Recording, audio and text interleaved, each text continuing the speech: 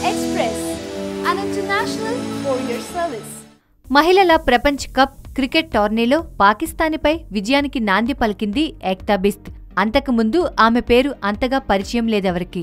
బ్యాటింగ్లో టీమిండియా విఫలమైన సందర్భంలో అద్భుతమైన బౌలింగ్ ప్రదర్శనతో దాయాదిని మట్టి కరిపించి భారత్కు విజయం అందించడంలో కీలక పాత్ర పోషించింది ఏక్తా బిస్త్.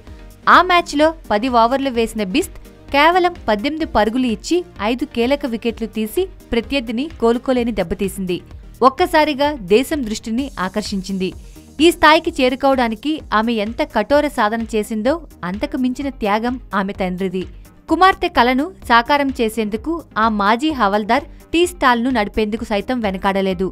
ఏక్తా బిస్త్ది ఉత్తరాఖండ్లోని అల్మోరా. తండ్రి కుందన్ సింగ్ బిస్త్ ఇండియన్ ఆర్మీలో హవల్దార్గా పనిచేసి 1988లో రిటైర్ అయ్యారు. ఉద్యోగ విరమణ పొందాక పింఛనుగా 1500 చేతికి వచ్చేది. కుటుంబ పోషణే కష్టంగా మారిన రోజులవి.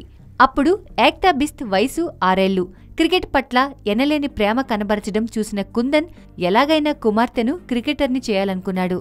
ఆమె కలను సాకారం చేసేందుకు అల్మోరాలో ఓ టీ స్టాల్ నెలకొల్పాడు. వచ్చిన కొద్దిపాటి మొత్తంతోనే కుటుంబాన్ని పోషిస్తూ కుమార్తెను వెన్నుతట్టి ప్రోత్సహించాడు. తనపై తండ్రి ఉంచిన నమ్మకాన్ని వమ్ముచేయని ఏక్తా క్రికెట్నే ప్రేమించింది. క్రికెట్నే ఆరాధించింది.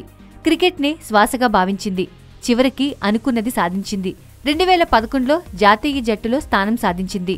తాజాగా వరల్డ్ ఉమెన్ క్రికెట్ కప్ టోర్నీలో పాక్తో ఆడిన మ్యాచ్లో దేశం దృష్టిని ఆకర్షించింది ఏక్తా బిస్త్. ఓ చాయ్వాలా కూతురు దేశం గర్వించే స్థాయికి ఎదిగిందంటే తానెంతో గర్వపడుతున్నానని సంతోషం వ్యక్తం చేశారు ఆమె తండ్రి కుందన్ సింగ్ బిస్త్.